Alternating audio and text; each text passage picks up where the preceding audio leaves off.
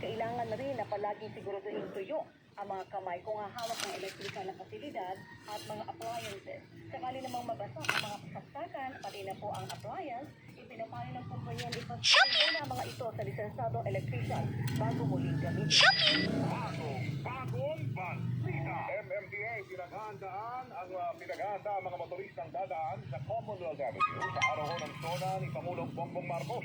Ay kay MMDA Chairman Romando Artes, isasara ang ilang bahagi ng Commonwealth Avenue sa Lunes, partikular ang lugar kung saan pupwesto ang mga pulis at mga aralista. Dahil dito, pinayuhan ng MMDA ang mga motorista na humanap ng alternatibang ruta at planuhin ang oras ng biyahe.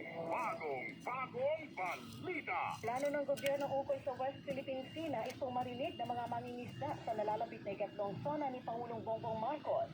Inaina mga mangingisda sa bayan po ng Infanta sa Pangasinan, hindi na sila nakakapangisda sa Baho de Masinloc dahil sa panggigit. Pag-asa Island, inalmahan ng pamahalaang panlalawigan ng Palawan. Ay kay Provincial Information Officer Attorney Christian J. Cohamco, hindi suportado ng pamahalaang panlalawigan ang panukala ni Pangasinan 2nd District Representative Mark Cohamco dahil maapektuhan nito ang mga residente sa isla. Mahalagaan niya ang bawat buhay na naninirahan sa isla dahil magpapatunay ito na ang kalayaan ay pagmamay-ari ng Pilipinas. Bagong balita. Resulta naman ng pag-find